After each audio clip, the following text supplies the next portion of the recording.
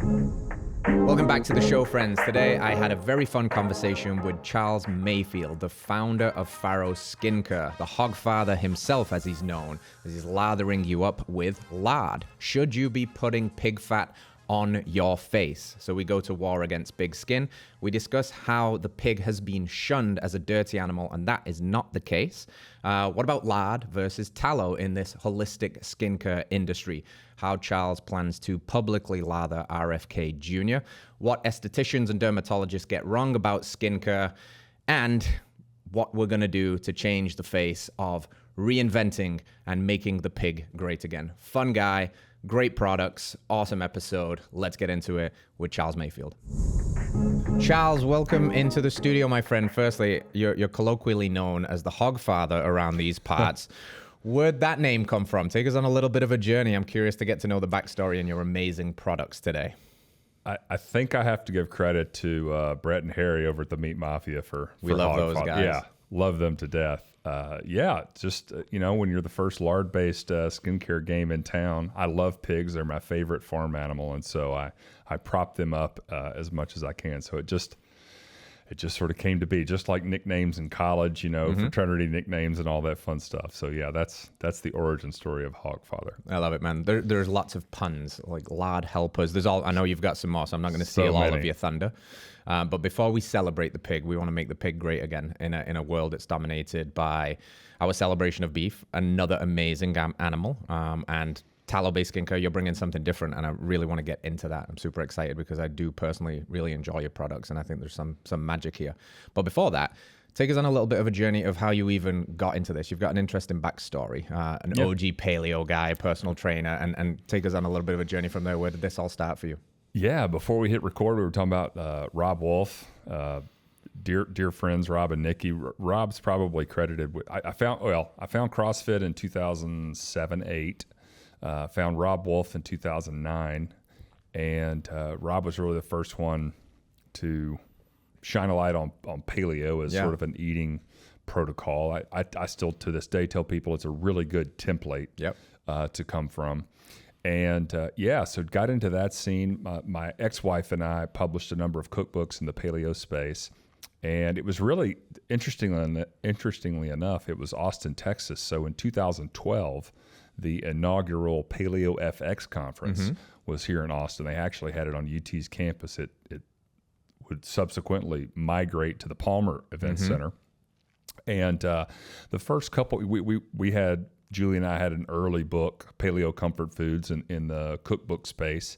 And so we were there day one for this Paleo FX conference. And it was a few years into that people stopped arguing about micros and macros, and really the whole sort of, I would say the lens sort of started to focus on access to food sovereignty, growing the right kind of food. So you started to see like the Farm to Consumer Legal Defense Fund, White Oak Pastures, Epic Brands would be a vendor there.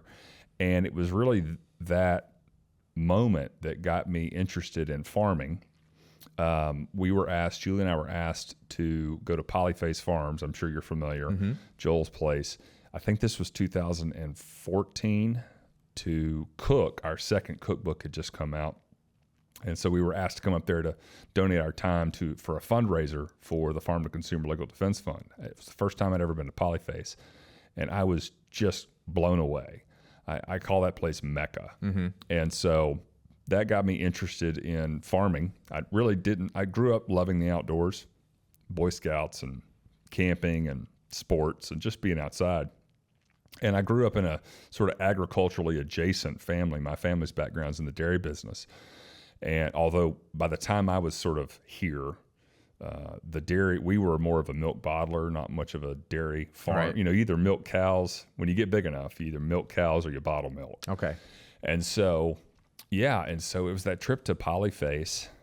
I fell in love, and Joel is a prolific writer, and so I just started gobbling up as much of his stuff as I could. And so in 2016-17, started a sort of a micro farm, moved to Tennessee from Atlanta, and just really growing pasture-based meat, and loved it. It was the most enjoyable, trying, challenging work.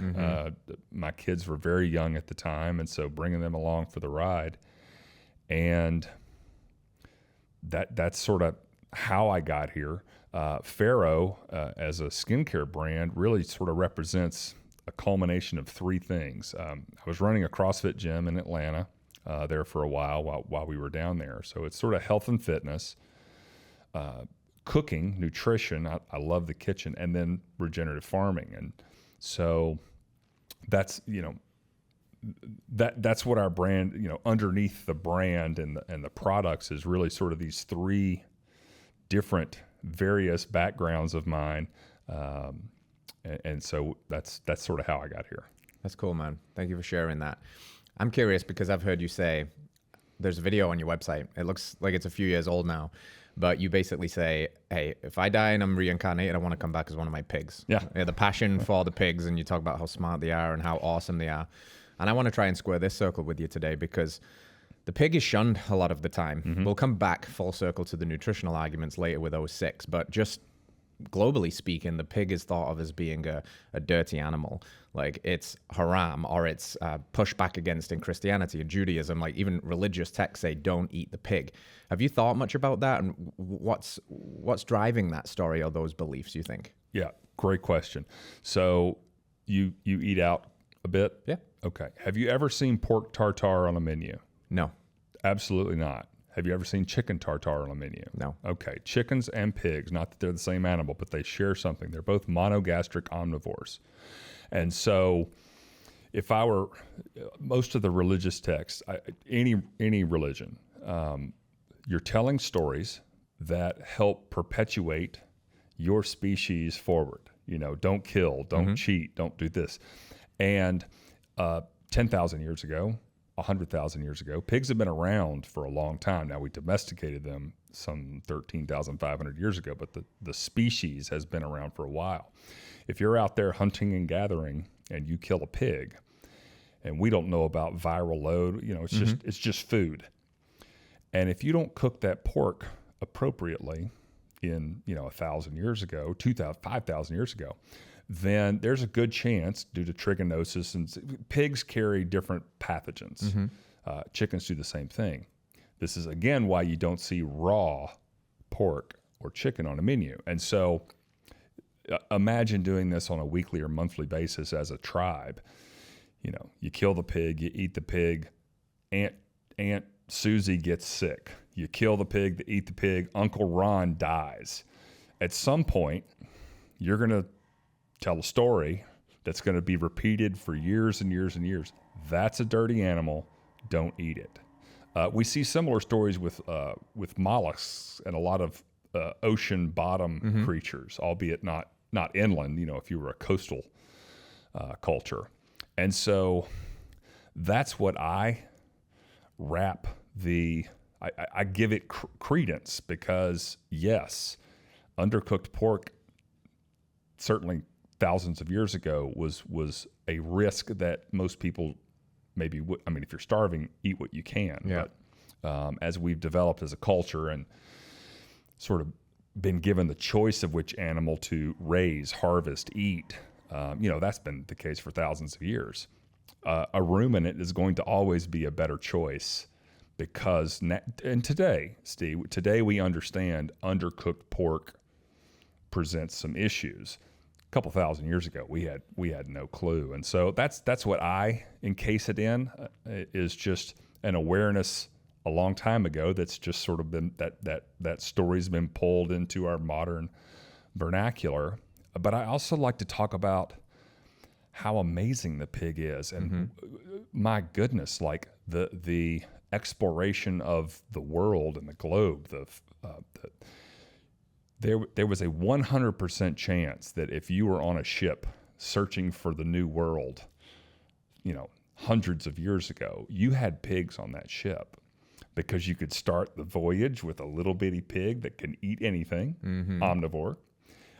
You could start with a bunch of pigs, and if the journey took 3 months, somewhere along the way, if you needed to eat some food, you'd run out of food. You had a food source, and then because of their omnivorous, they're a very adaptable species because they can thrive on in many environments. And so when you do arrive at your destination, you've got some, just jump them off and they'll go figure out how to survive and thrive. There's a story about DeSoto. So DeSoto was credited with bringing the second batch of pigs to the Americas. Pigs are not native to the Americas. And so he arrived, I think it was 1513 when he landed in what is today about Tampa, St. Pete area. And he brought with him 13 sows, dropped them off. They did their thing. I think he probably even maybe dropped them on what is today Anna Maria Island, but dropped them off. He returns 3 years later. So found the new world, go home to report, time to come back. And this is all documented in his writings. He comes back to 700 pigs waiting for him to They got busy. They did what pigs do. But it's so hard to contextualize this in the modern day, but you're going out on this boat, you don't know where you're going, you don't know what's food is there. And so to be able to now think of it in terms of, I can bring this with me, leave it here, it can thrive, so that when I return, I don't have to pack as much food for the journey because I know this is sitting here waiting for me. And so, and that's sort of a historical contextual hero story for the pig. Fast forward to today, I mean, they're a medical modern day hero, like heart valves. Talk to any heart surgeon. Hormones. We harvest 20 plus different hormones from pigs, utilize them in human health and the medical fields. And so they're really unbelievably adapt and share a ton of biology with us. And so I honor those thoughts and stories about the dirtiness of the pig, but they're very old and antiquated stories. And so I respect anyone that doesn't want to eat pork or put lard on their skin. Fine. But that's not going to dissuade me from telling people just how amazing it is. Yeah, that's very cool. It reminds me of a similar trope in the cattle space. There's an idea that it's not the cow, it's the how. Like, how is it raised? What is it fed? All the way down to the nutritional and also the environmental impacts, like ruminant cows on pasture sequestering carbon, much different than feedlots with thousands of these things in. So, this old antiquated story, if you repeat a lie often enough, it becomes a truth kind of thing. Now we've got new information, but it still doesn't, it's not completely unwarranted, right? Because I'm going to guess that the commercial factory farming of pigs is pretty nasty business. Abhorrent, terrible. Yes. And there's a greater percentage of, again, because they're omnivores, we take advantage in not best way industrially in the fact that a pig is an omnivore. Right. Because you can feed them pretty much whatever, correct? Pretty much whatever. Right. Yeah. So about 1.5% of the pork raised in the U.S. is what I would deem pasture-based, high integrity. We were talking earlier. I'd love to see that number sort of move to, I think 5% of any sort of market is a really critical number.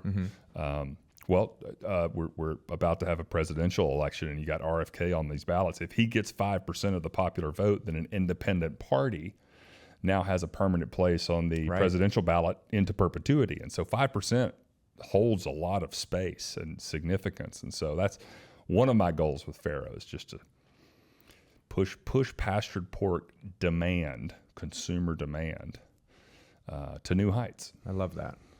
You mentioned RFK Jr. there. I think is a really interesting voice that's been added to this space. And, MAHA, Make America Healthy Again. And if we face a lot of challenges, no doubt. But one of the bigger, what seems to me like a real existential threat, is that our health is in rapid decline.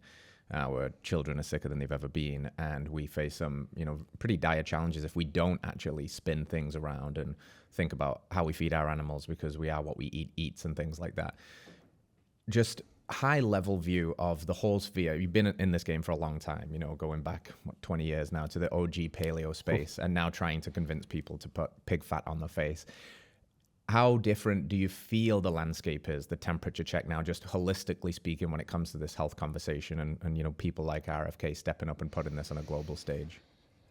I'm incredibly encouraged. you can bury yourself in the sand when it comes to how these algorithms work and what information they're allowing people to see or not see. But the reality is, I can take this device in my pocket and I can pop a video up and I can spread a message, and even if it gets to one new person. And so the dissemination of information, for good or for bad, is incredibly powerful. I'm highly encouraged. I was joking with somebody the other day. The last 4 years has been kind of nuts. I think a little bit, just a little crazy. But just throwing it out there. If the last 4 years doesn't happen, I don't think Elon buys Twitter. Mm-hmm. I don't think RFK runs. I don't think Vivek gets in the mix. I don't think Tulsi crosses the line. I mean, there's just so. I don't think. I mean, the idea, love him or hate him, but the idea of a president having a one phone call relationship with someone like Elon, Tulsi, RFK, and their understanding of what the problem is incredibly encouraging to me. I agree. We have more doctors, more drugs, more gyms, more workout routines than we've ever had in the history of human existence. And yet, look at the metabolic dysfunction going on in our country. Look at the kids. I live in a small town in East Tennessee, similar, not too far from you, which we gotta get a visit on the schedule for sure, for Tennessee. But small town, not a lot of stores, so I end up in Walmart every now and then for various items, and it hurts my soul to see not only the adults but the kids walking around, and they're just so broken. And so I think we have a real opportunity ahead of us. We'll see. It's very well said, and I feel something's happening, subtly, and it's gaining momentum, and it couldn't be happier to be behind it, trying to blow some smoke up that pig's butt. Let's go. So it's going to be an interesting time, and at the end of the day, whatever happens, we've just got to still hold on to. We don't control everything that happens out there, but we do control how we respond to it, how we react to it. Like you said, even if just one person is changed from your message, this podcast, that ripple is bigger than the one person, because then they educate by their choices, they vote with their dollar, they may tell their kids a different story, and that's how we grow, right? So back to Farrow, putting pig fat on your face. A radical idea for some people, probably not so much for our audience. They're probably already doing tallow, but they may not do lard, and that's an interesting conversation. But first, let's start kind of at the basic level. You obviously source the highest quality pigs, so pig eating and living more naturally inclined. What's special about lard? Why should we be putting pig fat on our faces? Okay, so we use 3 fats in our products. So let me just unpack those real quick. We do use tallow. I'm not here to disparage. I think tallow is fantastic.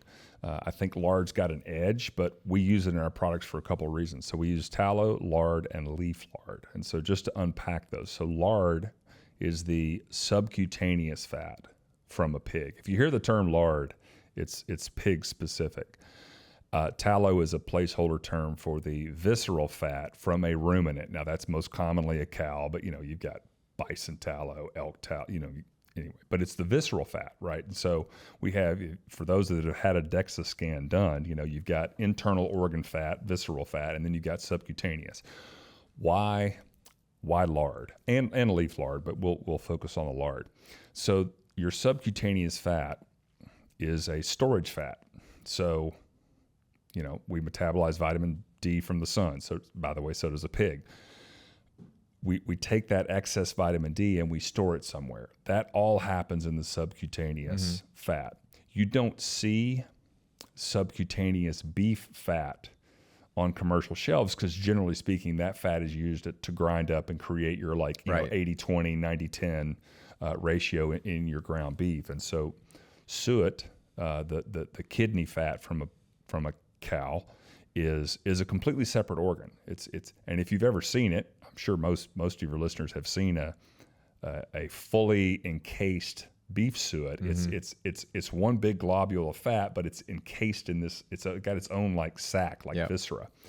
And so, why lard? I say the swine is divine, but the lard is hard.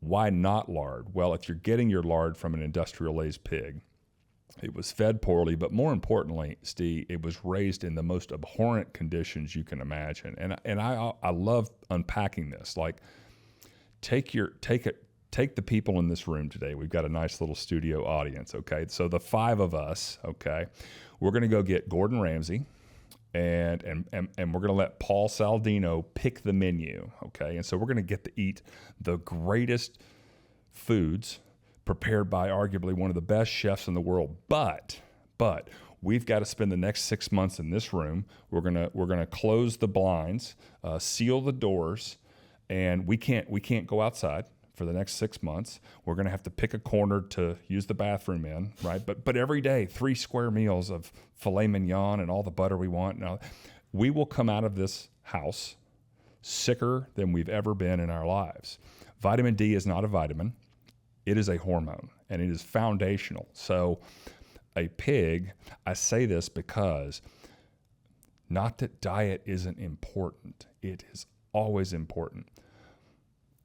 But it's maybe half the coin, right? You got to flip that coin over. And environment and sunshine is so critical. And so we do source our fat from a very high integrity farm out of North Carolina.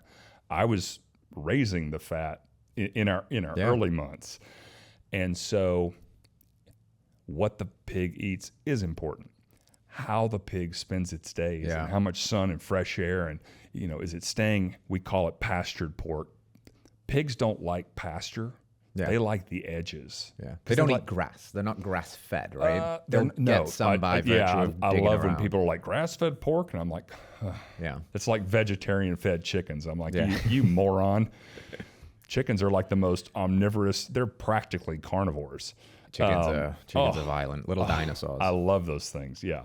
But yeah, so we tend to make sure that we emphasize the lifestyle and the environment on par. Again, I would make the argument way more important than diet. And you see this in your world. Like if someone exercises and gets plenty of sunshine, it lends so much more flexibility to what they can eat. Thriving versus surviving. I do think that we're omnivorous, thank goodness, but I think we're optimally more carnivorous, animal-based.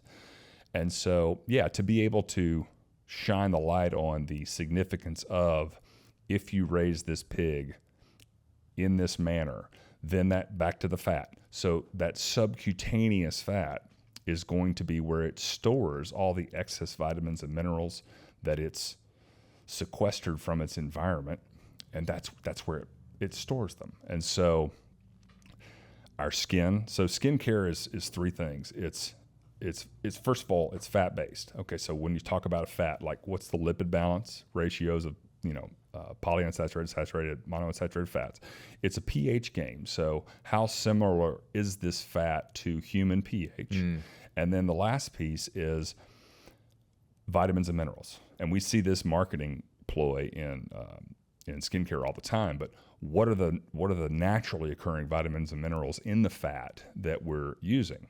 And so because of this unbelievable shared biology between pigs and humans, their subcutaneous fat it's like a lock and a key for our skin. So that's why we use lard. That's really cool. I love this idea of the molecular similarities or mimicry, if you will. Something I recently learned, I didn't know this. NDT is natural desiccated thyroid. It's something that's used in healthcare a lot for people with thyroid issues. And I've always known it was called porcine thyroid, but I never knew what that was. Well, it's pork thyroid. And why? Why is it not beef? Well, actually, the ratios are more stable and more similar to what's required for a human. And there you've got this energy of like for like. We talk all the time about the importance of these amazing products on the shelf behind me. Like if you have a damaged liver, maybe some too much partying back in the day, if you eat liver, it not only has the nutrients that the liver needs to thrive, but it also might be doing something more akin to medicinally healing the liver. But at the same time, there's a fascinating adjacent little path here which says, well, if that's the case and our body uses something really well, doesn't it make sense to also go for the thing that's a little bit more at a baseline similar to what we are? And I think you've done a really good job even just naming the products, like Face Food. Why do you call it Face Food? So your skin is your largest organ. It's often called your second stomach, and by God, it needs to be fed. Steve, the skincare industry at large, up until probably the turn of the century, so late 1800s, early 1900s, the Industrial Revolution, okay? Skincare issues have always been a plight of the wealthy, because if you didn't have the money, which was most of us, then you were doing all your hunting, all your butchering, all your cooking, and so the mother in the kitchen and the father out shooting the animal and cleaning it, we were in constant contact with visceral animal fat, right? So the more developed a society gets, the more wealth and also industrialization. So not everyone has to butcher now because we've got a town butcher. Not everyone has to bake now. We've got a town baker. And so gradually over time, more and more regular everyday folks have taken themselves out of the hunt, taken themselves out of the butcher, out of the food prep, right? And then when you throw on top of that, 1911 was a big year, is when Crisco hits the scene. And so in 1910, if you walked, there were no grocery stores. So in 1910, you're living in the city. Forget the country folks. They were harvesting their own pigs. They were fine. But even if you came into the city from the country to get your nails, to get your shoe polish, you went to the general store, there is a 100% chance that you walked out of that store with a can of lard. Not tallow. Tallow was predominantly reserved for candle making and soap making. Right. A 100% chance. And 1911, Crisco launches. They bleach it white. This is crystallized cottonseed oil. They bleach it white to mimic lard and leaf lard. And so from that point on, you see a higher and higher percentage of women and men, but predominantly women in the home, cooking and getting a far inferior, arguably not even aligned with our biology, fat all over them. Because if you've ever cooked, it can get messy in there. And so we've just gradually stepped further and further away from our hunter-gatherer, nourishing cooker, homemaker roots. And carnivore. Yeah, I know you're familiar with carnivore. A lot of people see their skin improve massively by going on carnivore, and I'm always cheering that. The one thing they're still missing is you're not doing your own butchering. You're not doing your own. You'll prepare the steak, but it's not lathering your skin. I mean, if you've ever, I know you've hunted and gathered. I saw the archery range out here when I pulled up. If you've ever eviscerated a carcass, be it deer, pig, squirrel for that matter, it's impossible to do without getting fatty sinew all over your skin. And the skincare world is dominated by sort of a vegan, plant-based narrative. And I'm not here to bemoan coconut oil or olive oil. I think those are great. Now, you get into the seed oils and the petroleum derivatives, I've got something to say, but these are wonderful fats, but they're not animal fat. And so the more developed, the more industrialized we have become as a society, our skin has gotten further and further away from the most optimal, if you want to call them ingredients, to skin health. So skin food and face food. Feed your face, feed your skin. It's your largest organ. It eats things. If you've ever rolled around in poison ivy, you know damn well that your skin loves to eat oil, because that's what poison ivy is. If you don't know, it's an oil on the plant that gets on your skin, and it makes for a pretty raunchy week ahead when that happens. And so I hope I answered your question. Yeah, you did, and planted some really cool seeds there too. Like, I also was thinking about that moment in time, 1910 to 1911, when Crisco comes on the scene and starts to dominate. And if you go back and look at any available data that we have at that moment in time, obesity basically doesn't exist. Diabetes, non-existent. Heart attacks are infinitesimally low. And then what happens when these wonderful seed oils enter into the diet is things start to go hayward. Now we fast forward to today. like you said, not only are they very pervasive in our food cultures, we're eating enormous amounts of them that are ancestrally definitely not consistent with how we were evolved to, kind of eat, but also putting them on our faces. You said the vegan and the plant-based movement, an extension of this removal from nature, this new thing that we think we can do now in the name of our health and in the name of the environment. Why do you think it's so sexy? Why do you think plant-based is all the rage in skincare, and what are some of the biggest problems with that? Well, I mean, the biggest problem, well, there's two big problems as I see it. One is we are an omnivore. Back up, we're an omnivore. Okay, well, an omnivore eats lots of different things.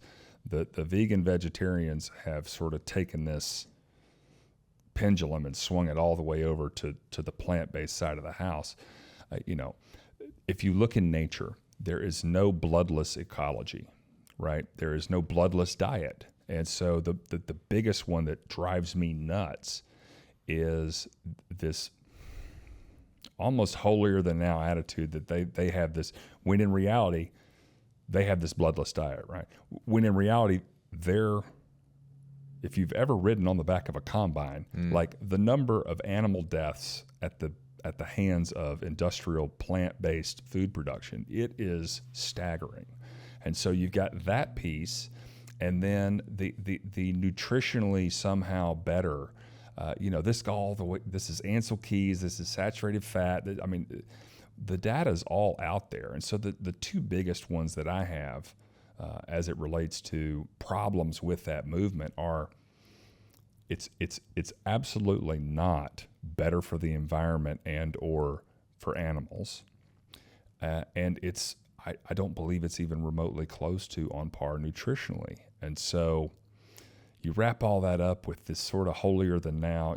I don't see many carnivores demanding that vegans eat carnivore, but by God, they demand that we adopt this,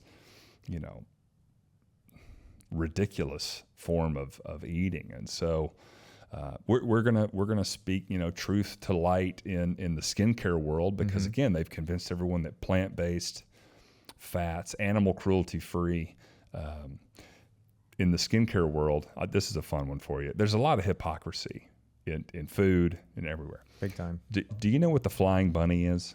No. Do you know what the flying bunny is? So in skincare, there's this. It's like a bunny with its ears that looks like wings, and it's out of the UK. It's a certification, and if you have the flying bunny mark on your products, then you have been certified by them that they were not tested on live animals. Okay. Right? Great.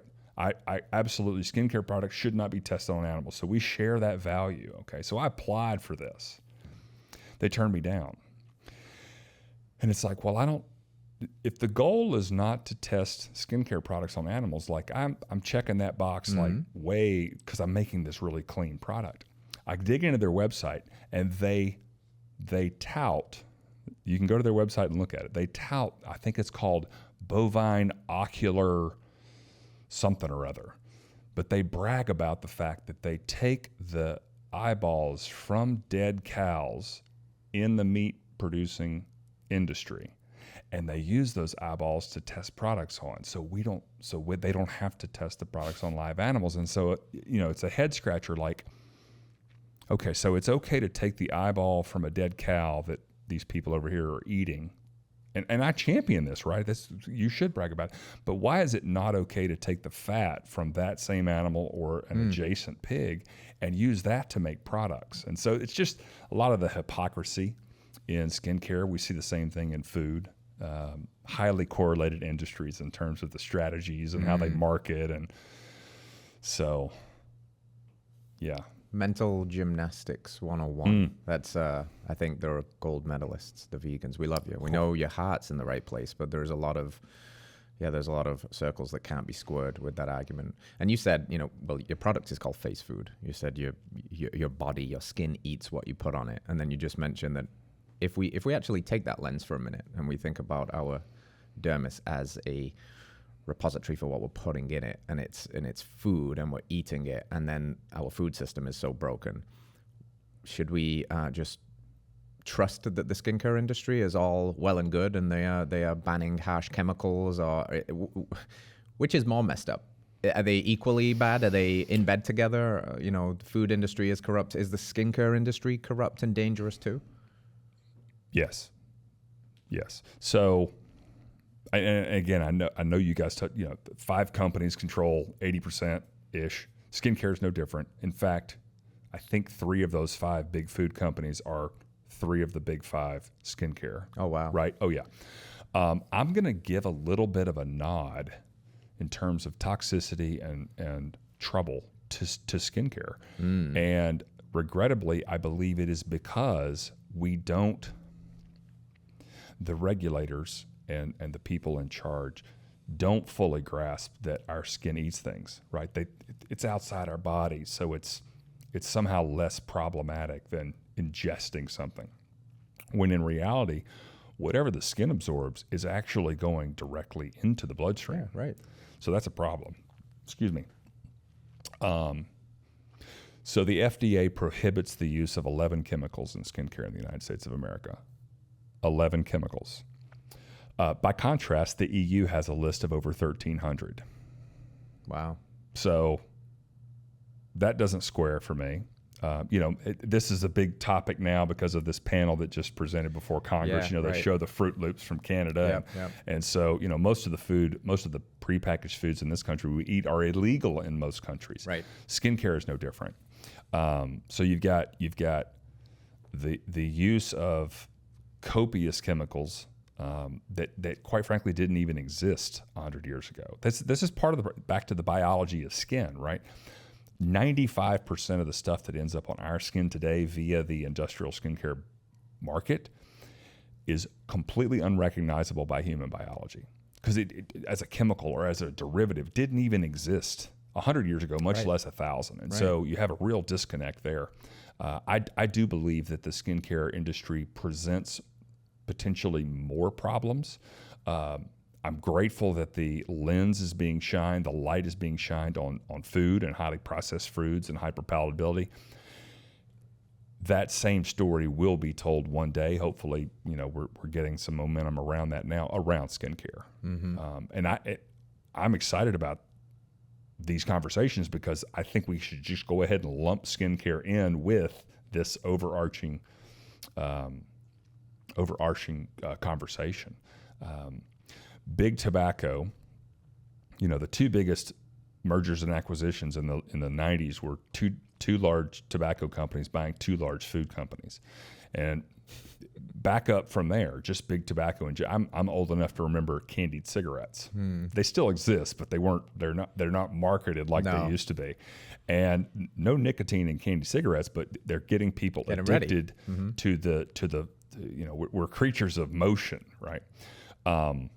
Then they took those same scientists and they brought them into big food. Okay, how can we leverage this addiction in terms of hyperpalatability and crunch factor? And I love the book, The Dorito Effect. If you haven't read that one, it's a scary book, is what it is.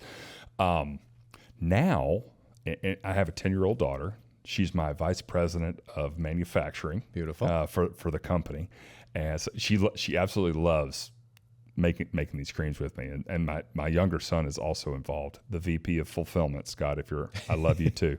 But I have a 10-year-old daughter, and so it's kind of like when you drive a Ford, you see all the Fords. I have a 10-year-old daughter, and I'm looking around, and Steve, they are marketing skincare routines to younger and younger and younger girls. And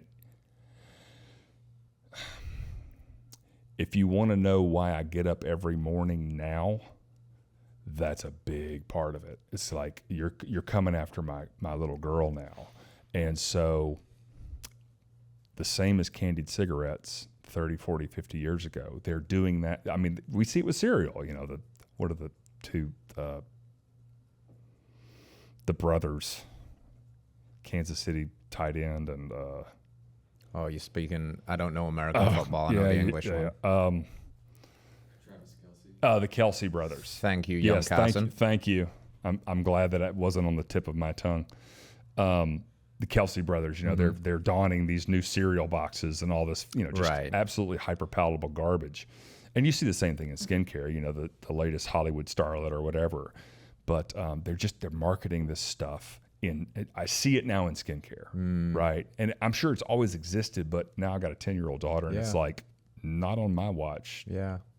This is reminding me of something that happened recently. My wife goes very much, she's the same as me. She's crunchy, she's natural, doesn't use much makeup at all. She's a natural beauty. Shout out wifey, love you, babe. But she did have to go to, what's the store? Ulta. To get some shit women put on their eyes, you know. And she went in there and she came out. Firstly, she came out stinking of the store. Oh. Absolutely. I was like, whoa. And she's like, that's just the fragrance of the store. But then she was mad. She was mad when she got in because she was shocked at how many very, very young girls were in there buying, you know, shopping carts full of this stuff. And, you know, culturally that's driven because I'm sure it's profitable and consumerism. And then you've got this whole other psychological factor, Snapchat dysmorphia. These kids only look at the face through a phone and they apply these filters. And then when they look at themselves in real life, they're like, I don't look like that. So now I need to think about what I'm going to put on my eyes or get on prophylactic Botox by the time you're like 18 years old, all of this crazy stuff. And I think you're right. Until you can connect the dots and it affects you because maybe you have a young girl at home or something, you're just kind of ignorant to it. But when you see it, you can't unsee it. And it gives you that extra fire, that extra kick up the butt to get out there and spread these messages because that's not right. That's not right. Not just because it's going to affect people's mental health, but because the foods that they are putting on their skin are low-grade poison. And if the dose makes the poison and you're getting people on this conveyor belt when they are bloody 10 years old and they're going to do that forever, just makeup every day, caking it on, what's that doing to their endocrine systems? What's that doing to their reproductive cycles? What's that doing to their hormones? Like, it's not good. We see it now. So girls in the U.S. are hitting puberty at an average of 2 to 3 years earlier than the rest of the developed world. That's not good, by the way. No. You want puberty hitting a girl at 12, 13, 14. And so we see that. We're seeing testosterone numbers in young boys dropping. I think they're 50% lower than they were maybe 30, 40 years ago. Yep. That's a real problem. And, to what degree is that attributable to skincare? Well, I would certainly, it's playing a role. A lot of the preservatives, these phthalates and parabens in, I would say with young kids, it's predominantly sunscreen, because they've scared all the moms to death. Like, don't you dare let your child be out in the sun. And if they are, cover them in this stuff. And so these are all estrogen. Most of these compounds, when you talk about endocrine disruption, are estrogen signaling. And estrogen's great. Like we all need it, men, women, girls, boys. But to artificially encourage its production is leading to, again, girls in the U.S. having periods at much earlier ages and boys' testosterone dropping through the floor. And so it's like, this is probably not a good formula. Again, you see this, the skincare and the food are so highly correlated. Highly processed foods, hyperpalatable and nutrient devoid. Well, our genes crave nutrition. This is why your supplements are so fantastic and so amazing, because it's nutrition first. Forget calories. Our body, so satiety hormones, the ghrelins and the leptins, these are all triggered by nutritional satiety, not caloric satiety. And so in skincare, you see the same thing, which is why they're marketing to younger and younger girls. Industrial skincare products, who would have thunk it, actually dry your skin faster and age it faster. So you're just building a customer for life the sooner you get them started. That's wild to think about, but it makes total sense. Yeah, you're putting the stuff on your skin that causes the issues that now you need more of to solve, and it doesn't do any of that. And speaking of that, there are some more holistically minded estheticians out there, which is great to see, and they're all about this, like more natural. But there is a very loud, probably majority of estheticians that's like, this whole craze, putting fat on your face, animal fats is bad. I even got a word for it. They call it's highly comedogenic, which means it is pore clogging, it is bad for you, the pH levels are off. Go to war with the estheticians for me. Okay. Well, the American Academy of Dermatology, which was founded in 1938, coincidentally the same year they passed the Food and Cosmetics Act, which is the preeminent legislation around consumer protection in the skincare industry. Started the same year. The American I'm going to pick on the dermatologists, but they're esthetician adjacent, so we're basically talking about the same crowd here. You go to their website, the American Academy of Dermatology. If I want to be a dermatologist, I need to get certified. I need to be a member of the club. They have 27 corporate sponsors. 26 of those 27 are direct big pharma companies. The 27th one is a skin testing lab, which I would label as big pharma adjacent. Okay, we see the same thing in the medical fields. You know, the pharma controls the narrative. They control the accreditation. They control all of this. You know, Steve, it's a tough one to sell, but I just always like to tell people, like, just intuitively help me understand how an animal fat on an animal's skin is comedogenic. It's not going to clog your pores. What will clog your pores are foreign ingredients that don't biologically align with our skin. I would make the argument that even coconut oil is comedogenic. I hope I'm pronouncing that word right. I'm not a fancy esthetician or anything. I'm just a farmer. Close enough. Close enough. Thank you. I'll work on that one. But yeah, again, we've got this weight problem. We've got all the gyms, all the skincare. Why are we seeing increased incidence of eczema, psoriasis, cheilitis, rosacea? Why are we seeing all this in a world now where we have more skincare products, more drugs, more estheticians, more dermatologists than we've ever had in the history of the world?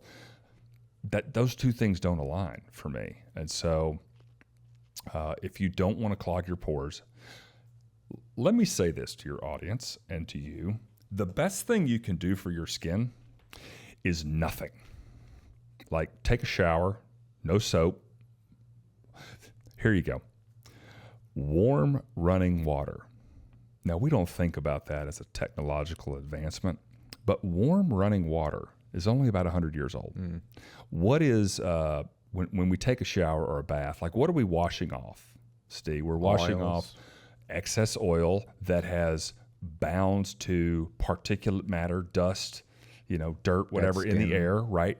Maybe we hit the gym a little hard. We got some excess salt from sweating on our body. The absolute best thing in the world to wash that from our skin is just warm water and a washcloth, right?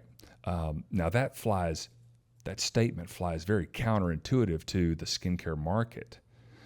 I still think you want our product or a tallow product for sure, because again, we're not hunting, we're not gathering, we're not cooking, we're not viscerally engaged with animal fat on a skin type level. But the best thing you can do for your skin, I just Instagrammed about this on my trip out to Austin. Was like, okay, guys, I worked out this morning. Here's your challenge. Like, the next time you get really dirty, work out, sweaty, like, just take a warm shower. That's it.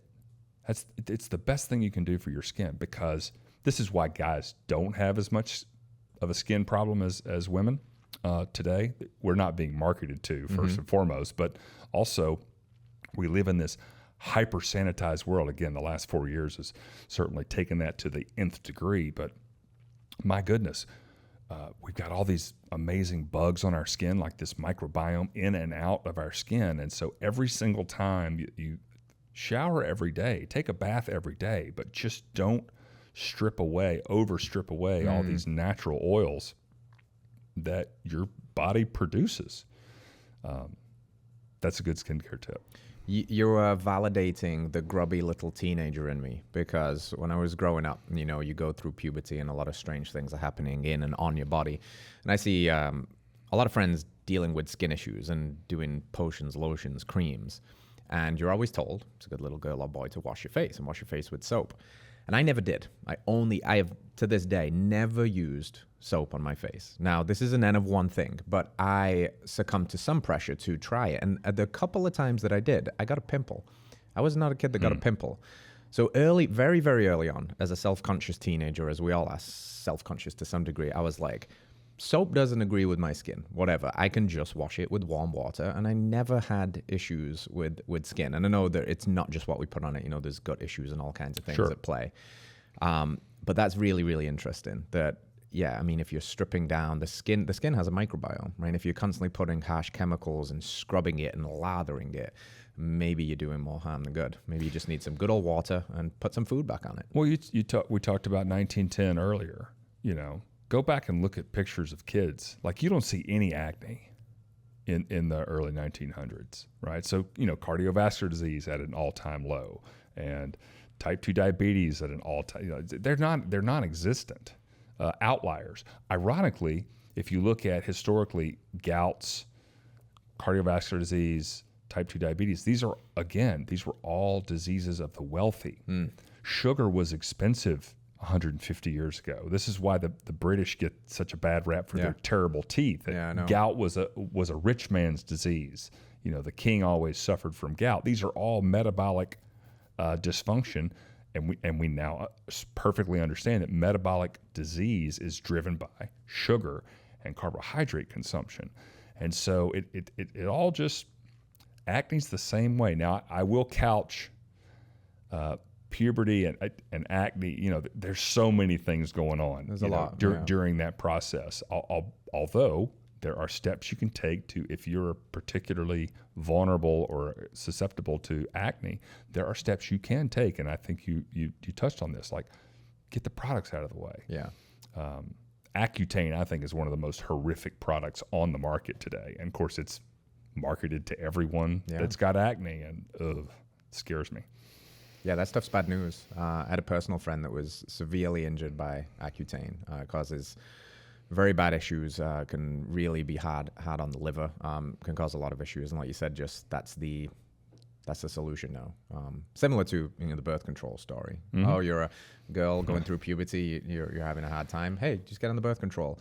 I've talked to my wife about this. I've talked to my husband's wife about this. Like, what conversation was had there by your care provider about any kind of conversation about risk? And they were like, oh, zero. It was, this is just going to help in every way. It'll clear your skin.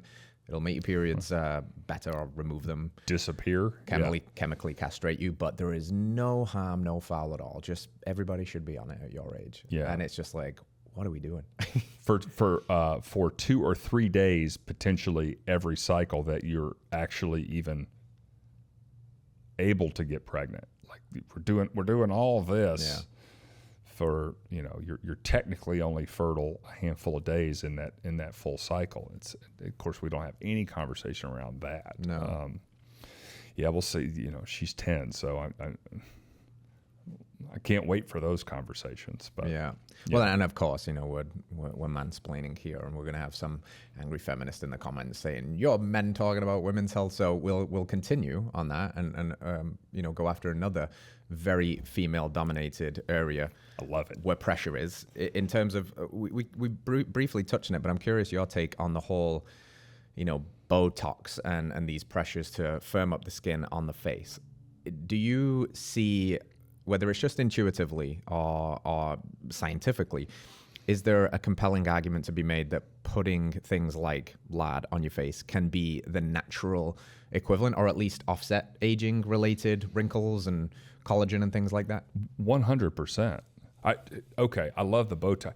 I cannot compete with Botox in the short term. No.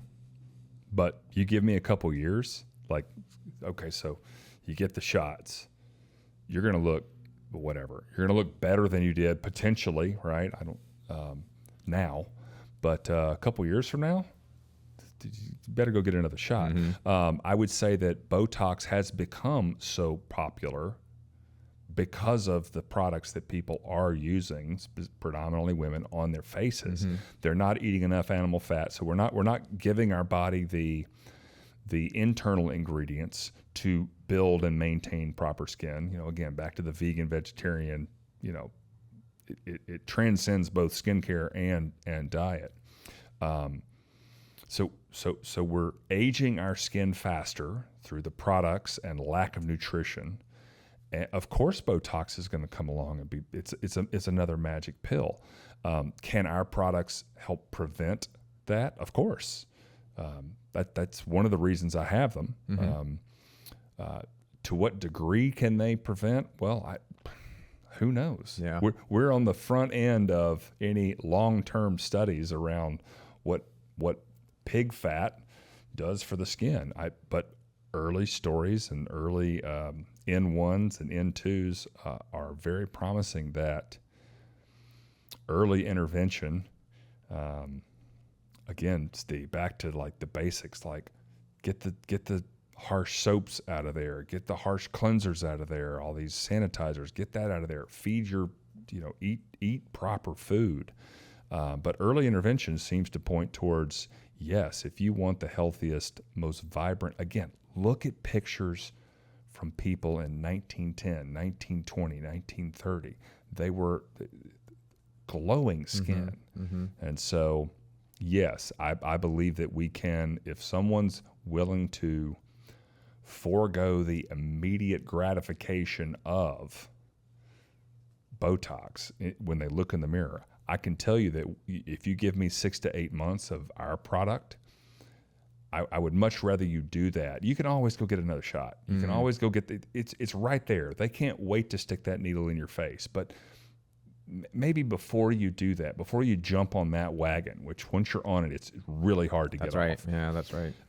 Then maybe just consider, eating some more animal fat in your diet, not scrubbing your skin so terribly with, and have respect for the sun.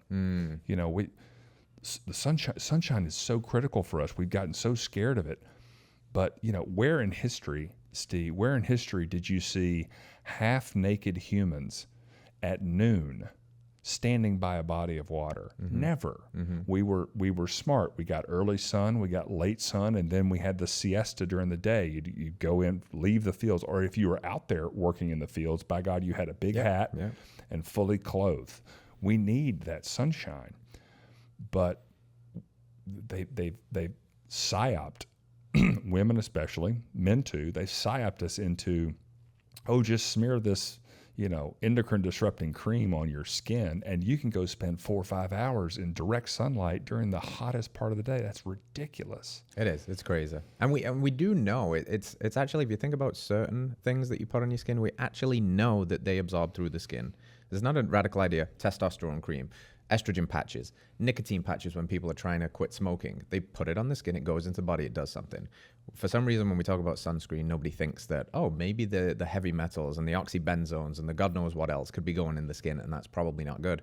And the fear-mongering is so bad that there are a non-insignificant number of people that are putting sunscreen on their bodies every day as a prophylactic, living an indoor lifestyle, and putting sunscreen on their face. It's in some face creams, just for no good reason. My daughter, both my younger kids swim, and I went to a swim meet. There's swim seasons like early summer, and swim meets at 6 o'clock at night. And here we are, and I get the kids there, and I'm looking around, and all the kids, everyone is putting on sunscreen. I'm like, you morons. It's 6 o'clock at night. It's impossible for you to get sunburned right now, but it's just been programmed in. If I'm out in the sun, and it's like, for your listeners that don't know, if your shadow is taller than you are, you can't get sunburned.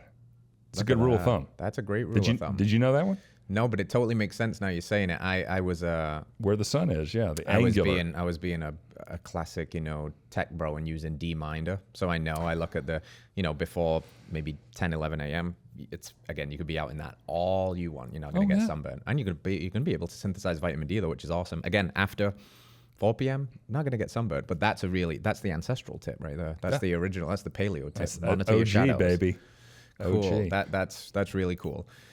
So no, I like what you're doing. I like that you're larding the way. You're pioneering.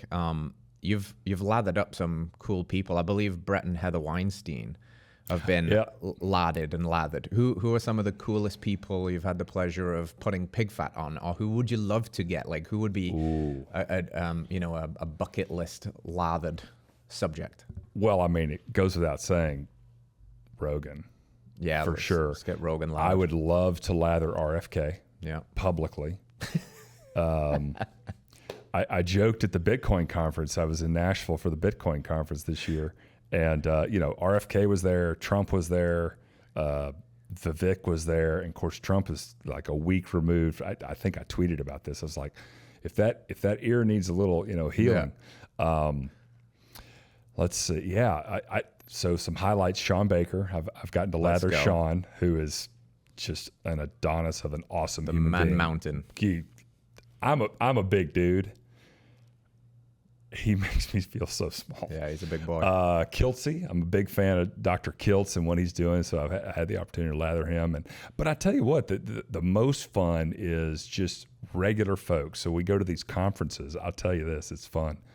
We call it gather and lather, Nice. But it's always the second day of the conference, and I'm not bashful at all. Like somebody walks by, I'm like, come here, and I just start putting it on them. But it's the next day when they come back, because Steve, here's what happens. We put this stuff on, right? And you got to trick them into it. All right, are you right? Here you go. Here's my.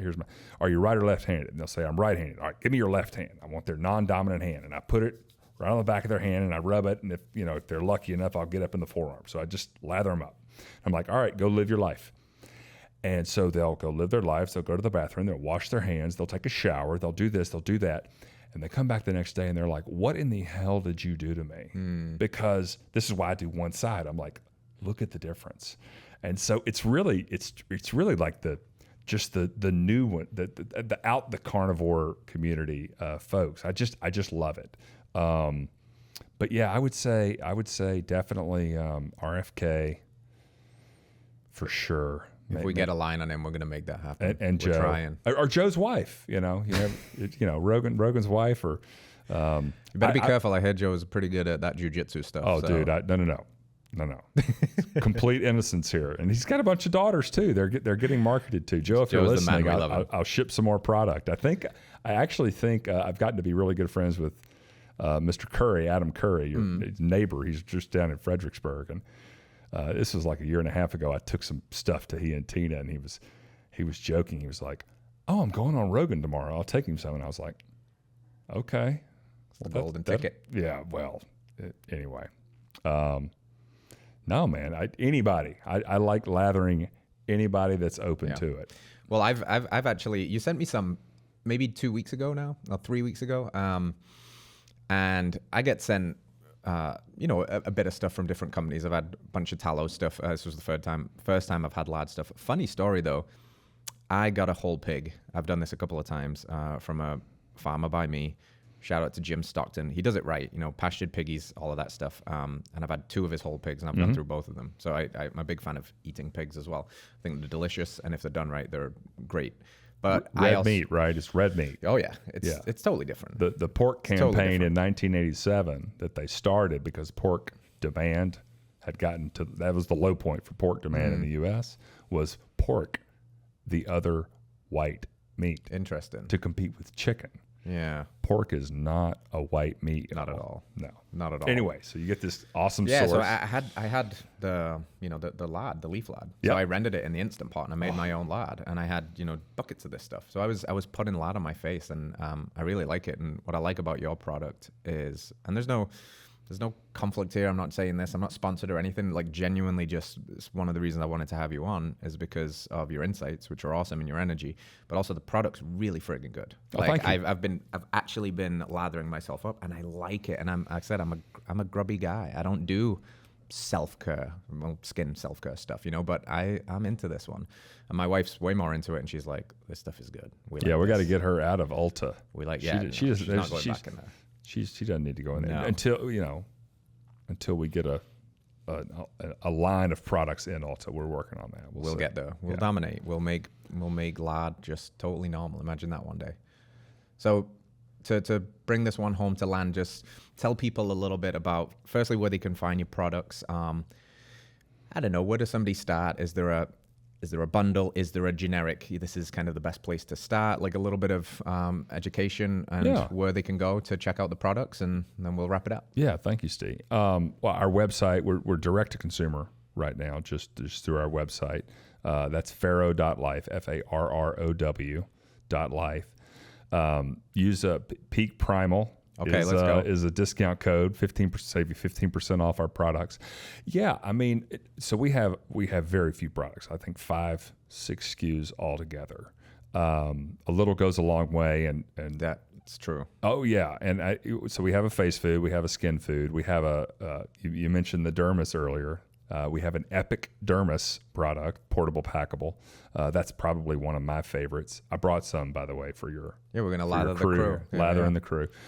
We have a skincare elixir. A lot of people, I will speak to this one real quick. It's a CBD. It's a sublingual elixir, and so it's helping CBD, cannabidiol. We grew all the CBD ourselves in our perennial pastures and all that, but helps reduce inflammation, helps you sleep. These are all things that, again, from the inside out, help give your skin permission to thrive. And so we sell those, the skin food, face food, and the elixir, we sell in a bundle. But I would say if you're new and lard curious, I would probably start with our either scented or unscented, either our skin food, or a lot of people will subscribe to our duo, which is just the skin food, face food. Cool. Most people get it on a quarterly shipment because, again, a little goes a long way. It depends on where you live. Is it humid? Is it dry? Winter's coming. Things get really dry in the winter. But yeah, I would point people towards either the duo or the skin food. If there's one product to sort of rule them all, I would say it's probably our skin food. We've got a goat soap as well. We just launched, and we love the puns. The Lard works in mysterious ways. I'm out here doing the Lard's work. The Hogfather. The Hogfather. We launched. We just launched this summer. Our goat soap, the greatest of all time. Goat's milk and smart lard combined for the win. It's remarkable. Has unscented, and then a eucalyptus spearmint, and then a cedarwood orange. And I haven't figured out which one's more popular, but those are flying off the shelves. And so, yeah, go to the website, check us out. Great stories on there. The sort of the origin story of the company, and we're in the process of making some moves and just trying to continue to grow organically. So I'm very grateful for this opportunity. This is really sort of how we tell our story and market to the world. And so I'm honored to be here, grateful, and absolutely love what you guys are doing. I've known Paul and everything with Heart and Soul for a number of years, and just to really appreciate what you're doing. You lather us, we nutrify you. We're all in this together. I always say it's a collaborative effort. It's not a competitive one. We need, if we're fighting this big food 3-headed hydra where we chop one head off and 2 grow back, then we need as many voices and as many angles to get people healthy inside and outside. And I think, I'm sure a lot of people love this conversation, and I hope that they will try the products because they are incredible. Last point, where do people go to keep up with you online as well? You mentioned the website, but you are out here, you're doing your podcast thing, you're grinding. Where can we keep up with you? Instagram and Twitter at Farrow Skin. I'm not real active on Twitter. I gotta figure that one out. Man, I need to talk to Brett and Harry and get them. Yeah, those guys like that game. Ooh, they're killing over there. But Instagram is probably the most active, and we've been trying to get more and more active there. So that at Farrow Skin is the best place to find us. Awesome. Well, fam, thank you very much for tuning in. Go follow Charles and Farrow, the Hogfather himself. Go lather yourself, and we'll see you next time. Thanks, brother. Thank you, brother. Peace out. All right, friends, thanks for tuning in to another episode of Radical Health Radio. We got a fresh new podcast for you every Wednesday. If you enjoyed the show, consider liking, subscribing, reviewing, and rating us on your podcast platform. It helps to spread this message of radical health. We'll see you next week.